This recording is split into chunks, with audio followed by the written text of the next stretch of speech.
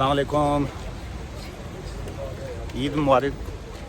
जी दोस्तों, आप जहाँ जहाँ से आप ईद अगर आज मना रहे हैं तो आपको आज ईद मुबारक हो। अगर आप कल ईद करेंगे तो आपको एडवांस ईद मुबारक।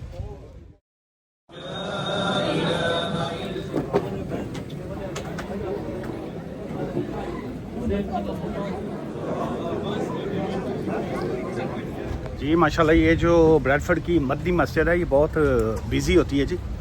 और पार्किंग इनके पास बहुत ज़्यादा, काफ़ी बड़ी पार्किंग है। और पार्किंग का जो सिस्टम इन्होंने किया हुआ बड़ा ज़बरदस्त तरीके से, वॉलंटियर ही हैं बाहर सारे जो है हेल्प करते हुए, सारे के सारे जो हैं इन साइड पार्किंग, सेफ़ पार्किंग। और बड़ा अल्हम्दुलिल्लाह बड़ा मज़ा आता है जी यहाँ पे जब भी नमाज के लिए आएँ, ईद के लिए आएँ। अच्छा जी, ये आज टेलीग्राफ की एक न्यूज़ भी है और एक एपीलेंट कोर्ट का जो था एक बड़ा ज़बरदस्त, मैं समझता हूँ, फैसला एक आया। उसमें क्या था कि एक इलीगल जो इमिग्रेंट था, जो इलीगल था साहब जो थे केनिया के, तो उन्होंने जो था यहाँ पे स्टे के लिए एप्लीकेशन डाली हुई थी, जिनका जो असाइलम उनका रिफ्यूज़ हो गया। फिर उसके बाद उन्होंने ह्यूमन राइट्स की कोई एप्लीकेशन थी, फिर भी वो रिफ्यूज़ल आ गई उसकी। उसके बाद वो अपील पे चले गए और अपील पे उनकी ग्राउंड्स ये थी कि उनकी एक यूके में बेटी है, डॉटर है, और जिसके साथ जो है ज़ाहिर है कि वो बच्ची जो थी वो माँ के साथ रहती थी, बाप के साथ जो था नहीं रहती थी। और लेकिन उसका ये जो लीगल टर्म्स में एक लाइन अक्सर आप सुनते होंगे, जो जिसको कहते हैं सबसिस्टिंग रिलेशनशिप, जो है कि जी कि मेरा अभी भी जो है राब्ता है, अभी भी रिलेशनशिप जो है वो बच्ची के साथ है या बच्चों के साथ होता है। सो उसमें ऑब्वियसली सम टाइम किसी का डायरेक्ट राब्ता होता है, डायरेक्ट जिसको कंसेंट कहा जाता है, कॉन्टैक्ट ऑर्डर जिसको बाज़ का आप लोग कहते हैं कि जी डायरेक्ट कॉन्टैक्ट है या इनडायरेक्ट कॉन्टैक्ट है। लेकिन इस केस में भी यही था कि मेरा चाइल्ड के साथ जो है सबसिस्टिंग रिलेशनशिप है, कंटिन्यूस रिलेशनशिप है और मुझे जो है उसकी बेस के ऊपर है। सो अपीलेंट कोर्ट ने जो है उसको स्टे दे दिया और ऑब्वियसली ह्यूमन राइट्स की ग्राउंड के ऊपर जो था उसका 10 ईयर वीज़ा जो है उसको 2.5 ईयर वीज़ा रूट के ऊपर उसको ग्रांट कर दिया गया। सो बहुत से केसेस में ऐसा होता है कि जहाँ पे बच्चे इन्वॉल्व होते हैं और किसी का रिलेशनशिप जो है वो ब्रेक डाउन हो चुका होता है, स्पाउस केस में जो है वो डिवोर्स हो गई, या किसी का जो है वो 2 ईयर्स रिलेशनशिप जो है आप उसको साबित नहीं कर पा रहे होते, या बाज़ का आप कि मैरिज जो है वो रजिस्टर्ड नहीं है। सो बहुत से केसेस में ऐसा होता है। लेकिन जहाँ पे जो है ब्रिटिश चाइल्ड इन्वॉल्व होता है तो वहाँ पे डायरेक्ट कॉन्टैक्ट हो या इनडायरेक्ट कॉन्टैक्ट हो, तो मोस्ट केसेस में जो है वो अपीलेंट कोर्ट जो है वो डिफरेंट वे भी अपनाती है, जैसे इस केस में एक पॉजिटिव फैसला एक आया। अच्छा, बहुत से ना अक्सर लोग मेरी वीडियो के बाद पूछते हैं कि जी यह की लगा होया है ਜਿਹੜਾ ਤੁਸੀਂ ਇਹ ਗ੍ਰਿਲਾਂ ਜੀਆਂ ਲਾਈਆਂ ਭਾਜੀ, ਇਹ ਬ੍ਰੈਡਫਰਡ ਇੱਥੇ ਚੋਰੀਆਂ ਸ਼ਿਕਾਰੀਆਂ ਬੜੀਆਂ ਆਮ ਨੇ, ਐਵੇਂ ਸ਼ੀਸ਼ੇ ਸ਼ੂਸ਼ੇ ਤੋੜ ਕੇ ਆ ਜਾਂਦੇ ਨੇ। ਮੈਂ ਕਿਹਾ ਦੇਖੋ शीशे के ऊपर वैसे तो CCTV कैमरे शैमरे भी लवाए ने सारे, और पुलिस सिक्योरिटी सिस्टम लवाना चाहिए बल्कि सारे, लेकिन ग्रिल्लां लाइया ने ताकि सेफ्टी वास्ते। और पुलिस की मदद अपनी जगह, लेकिन अपनी सेफ्टी सिक्योरिटी जो होती है ये ऑलवेज बड़ा बेस्ट होता है। अक्सर लोग जो हैं वो जो जिन्हें मर्जी पैसे खर्च कर लेते हैं, लेकिन ना घर CCTV लवाने ने करने जी की फ़ायदा, और ना ही वो अपना ये जो सिक्योरिटी कैमराज या बाकी जो है ना ये सिक्योरिटी कैमराज, और ये जो मैं समझता हूँ अलार्म जो होता है ये बड़ा मस्ट होता है, और ये कनेक्टेड विद द पुलिस। ये सब ये सोचना नहीं जी कोई फ़ायदा नहीं, ये बेवकूफ़ी होती है। चलिए, अच्छा आज ईद है और ये एक बड़ा ज़बरदस्त चीज़ है, ये मैं दिखाता हूँ क्या है। तुसी समझा होगा वड्डा जिहा ब्रीफ केस, ये बाहर भी पड़ा था, तो ये ख़राब नहीं होता। ये वाला जो है ये फोल्डिंग वाला टेबल है, ये बाहर भी पड़ा रहता है। और उसके बाद अभी चूँकि ये ईद की वजह से बाहर गार्डन में ही वो करेंगे, खाना वाना खाएंगे, तो इस वजह से ये जो टेबल है ये वहीं पे बाहर इस्तेमाल में आएगा। ट्रैफिक लाइट्स मैं इधर वो ऑपरेशन वाली रोड से नहीं आ रहा सी, दूसरा किथों क्यों लग गया ना, नाम किसे लग गया है? मैं मोरसन से चला गया। अच्छा अच्छा, तो दूजे नहीं मिले? क्या बात है, पानी से ताटी हाइट माशाल्लाह काफी काफ़ी की मतलब कितनी है मेरा ख्याल 5'10". 5'10". मैं मेरी 5'9" है ताटी नाइस लग खड़ा रहा होकर है। 5'9" है? 5'9" नहीं मेरे पास क्यों 5? नहीं ਤੁਹਾਡਾ ਠੀਕ है, लेकिन जो होता फर्क है शायद वाली ग्लासेस फिर भी ठीक है माशाल्लाह। अच्छा, बड़े सोने लग रहे हो आज, जेंटलमैन।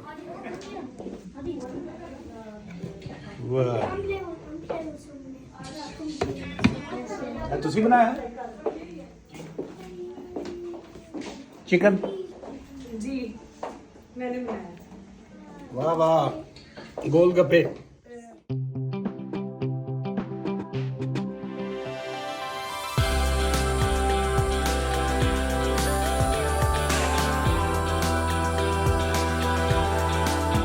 कितने बच्चे कितने थोड़े? 6 बच्चे तो बीवी ने प्यार नहीं? बस थोड़ा बहुत कभी अरे थोड़ा बहुत प्यार करता है 6 बच्चे ये बंदा सही तरह करता ना तो लाइव ला देनी सी। लेकिन जी ईद वाला माहौल तो चल ही रहा है, लेकिन अब कुछ दोस्तों के सवालात हैं, मैं उनका भी जवाब देता जाऊं। ये कोई बिलाल साहब है, उन्होंने लिखा है sir human rights for spouse visa कैसे अप्लाई करें। So human rights for spouse visa जो है इसके लिए एक तो आप अपनी सिचुएशन के मुताबिक जो है वो लीगल एडवाइस लीजिएगा किसी भी लॉयर के पास जाके। सो उसमें यह है कि स्पाउस वीज़ा अप्लाई करने के लिए वैलिड वीज़े का आपका होना जो है वो बड़ा इंपॉर्टेंट है कि जी कि क्या आपके पास वैलिड वीज़ा है, क्या आपकी मैरिज रजिस्टर्ड है, क्या आप जो है अनमैरिड पार्टनर वीज़ा की बेस के ऊपर आप अप्लाई कर रहे हैं, या आप पहले कोई ओवरस्टे थे, आप इलीगल थे, या आपने स्टूडेंट वीज़ा के बाद आपने FLR ह्यूमन राइट्स फाइल किया हुआ था तो अब आप कह रहे हैं हम स्पाउस वीज़ा पे जाएं। So it's not a basic thing, it's not a simple thing. ये इस तरह की चीज़ें जो हैं they need a more deep question जो हैं, उसके बाद जो है आपको कोई भी शख्स जो है वो गाइड कर सकेगा कि आप स्पाउस वीज़ा कैसे अप्लाई करें। अच्छा जी, ये भाई साहब ने कहा जी कि पाजी हेल्प मी पाजी asylum only on a job seeker care home and not have experience care home please. कोई और जॉब्स केड़ी कर सकता है, वेयर हाउस कौन सा जॉब या कोई और कर सकता है, please help me on one time more speaking explain please, thank you पाजी। आप अगर अफोर्ड नहीं करते तो आप जहाँ पे रहते हैं आप अपना लोकल वहाँ पे एडवाइस ब्यूरो होगा, वहाँ पे सिटीज़न सपोर्ट सेंटर होंगे, फ्री में वो आपकी गाइड करेंगे। चूँकि आप असाइलम के ऊपर हैं तो माइग्रेंट हेल्प वाले या आप वहाँ पे किसी ऑर्गेनाइजेशन के पास जाइए, आप अपनी फ़ाइल के डॉक्यूमेंट्स उनको चेक करवाएं, फिर वो आपकी फ़ाइल के डॉक्यूमेंट्स की बेस के ऊपर आपको वो गाइड करेंगे कि जी कि क्या आपको काम की इजाज़त है या नहीं है। सो इसलिए ये ऐसे वो वन टाइम मोर की हेल्प की यहाँ बात नहीं है। मैं तो ज़ाहिर है यहाँ पे जो भी क्वेश्चंस आते हैं मैं उनको जवाब देता हूँ, लेकिन गवर्नमेंट भी ये वीडियोस देख रही होती हैं, गवर्नमेंट भी मैसेज पढ़ रही होती हैं। सो इसलिए वो वकीलों की भी पूछ पड़तीत जिन्हों कही ना पंजाबी च हुंदी है कि तुसी किसी नूं बगैर डॉक्यूमेंट्स वेखिया किवें तुसी एडवाइस किया या क्यों किया। सो इसलिए बड़े ये इशूज़ होते हैं उसमें। सो आपका असाइलम क्यों चल रहा है, किस बेस पे चल रहा है, आपको काम की इजाज़त है नहीं है, शॉर्टेज ऑक्यूपेशन में है क्या है, वो सारी चीज़ों के लिए आप अपनी फ़ाइल जो है वो आप क्योंकि आप अफोर्ड नहीं करते, चूँकि आप असाइलम पे हैं, तो आप अपना लोकल जो आपका ये जो फ्री एडवाइस सेंटर्स होते हैं वहाँ पे आप जाइए और वो आपको प्रॉपरली इंशाल्लाह जो है वो गाइड। ये केयर होम के हवाले से भी एक सवाल है जी कि ये जो care worker whose company licence has been revoked, how can they get assistance from government, can they work anywhere. देखिए नहीं, वो कहीं और काम नहीं कर सकते। सो अगर किसी के पास हेल्थ केयर का या इस टाइप का कोई भी वीज़ा था और उनका जो लाइसेंस है किसी का अगर वोक हो चुका है और इस तरह के इश्यूज़ हैं तो आप बिल्कुल अपने जॉब सेंटर पे या बाकी तरफ जाके उनकी हेल्प जो है वो मांग सकते हैं, लेकिन इसका मतलब ये नहीं है कि आप किसी भी जगह के ऊपर आप काम कर सकें। सो इसलिए जो है इस तरह की सिचुएशन में आप उनके पास जाइए और अपना जॉब के लिए अपने आप को रजिस्टर्ड करवा सकते हैं। जी दोस्तों, आज के इस व्लॉग से मुझे इजाज़त दीजिएगा और जो लास्ट की अपडेट जो मैं आपके साथ शेयर करना चाह रहा हूँ इसमें यह है कि changes to UK visa and settlement rules जो है आफ्टर द 2025, ये जो मई में वाइट पेपर का आपने नाम सुना कि जी कि उसमें चेंजेस आ रही हैं और बहुत सी चेंजेस हैं दिस एंड डैट, लेकिन जो मेजर चेंज जो है उसमें जो ज़्यादा लग ये रहा है कि जी का जो मेजर चेंज आएगा वो यही है कि ये जो इंडेफिनेट लीव टू रिमेन है वो 10 इयर्स वीज़ा रूट जो है वो उसके ऊपर जाएगा कि ये जो 5 ईयर से चेंज करके 10 इयर्स वाला जो है ये मोस्ट प्रॉबली यही लग रहा है कि जो बाकी चेंजेस हैं उसके बारे में तो फ़िलहाल कुछ नहीं कहा जा सकता कि क्या आएंगे, लेकिन मेरी अपनी प्रेडिक्शन भी यही है और जो लॉ के हवाले से हम देख रहे हैं उसमें यही है कि एक तो ये 10 इयर्स वीज़ा रूट जो है उसमें चेंजेस आएंगी। इंटरनेशनल ये जो स्किल्ड वर्कर वीज़ाज़ के हवाले से ख़ासकर ये जो हेल्थ केयर के वीज़ाज़ हैं उसमें मैं समझता हूँ कि वो उसके ऊपर भी ये स्टिक रहेंगे कि वो जो है नहीं उसमें उसको अलाउ नहीं करेंगे। सेकंड ये है कि ये जो स्किल्ड वर्कर वीज़ाज़ जो है नॉर्मल जिसको जॉब स्किल्ड वर्कर वीज़ा वाला कहा जाता है उसमें भी जो है सख्ती ही रखेंगे कि आसानी से उसको भी इशू नहीं किया जाएगा। और जो इंग्लिश लैंग्वेज का जो लेवल है उसको भी जो है वो हाई लेवल ही किया जाएगा, इक्वल टू ग्रेजुएट लेवल जो है।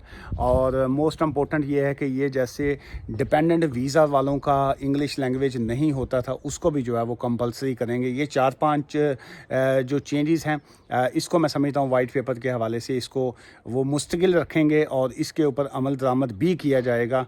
और क्योंकि उसकी वजह यह है कि बहुत से स्टूडेंट जो थे उनके डिपेंडेंट्स आ गए और वो उनके पास क्वालिफ़िकेशन नहीं थी, जो कॉन्ट्रैक्ट मैरिज वाले सीन जो है बहुत ज़्यादा चले। सो इस वजह से ये लैंग्वेज वाला जो सीन है इसको वो इसके ऊपर जो है वो सख्ती रखेंगे। आज का वीडियो व्लॉग आपको कैसा लगा नीचे कमेंट्स लाजमी कीजिएगा। और आप दोस्त कहाँ से वीडियो देख रहे हैं उस पर भी आप बताइएगा कि और कैसा लगा ये लाजमी बताइएगा। और 8 जून से लेके 15 जून तक जो है वो मैं कतार में हूँ, दोहा में। और अगर आप मुझसे वहाँ पे मिलना चाहते हो तो मुझे लाजमी जो है वहाँ पे मिलिएगा। और कतर के हवाले से भी जो वहाँ की रिक्रूटमेंट एजेंसीज़ हैं मेरी उनसे भी मुलाकात है। और इसके अलावा जो वहाँ पे लोग वर्क वीज़ा पे जाना चाह रहे होंगे उसके हवाले से भी काफ़ी काम किया जाएगा। सो दोहा वाले लोग जो हैं मुझे वहाँ पे लाजमी मिल सकते हैं जी। दुआ में याद रखिएगा। Take care and once again Eid मुबारक to you all. Thank you. खुदा हाफिज़।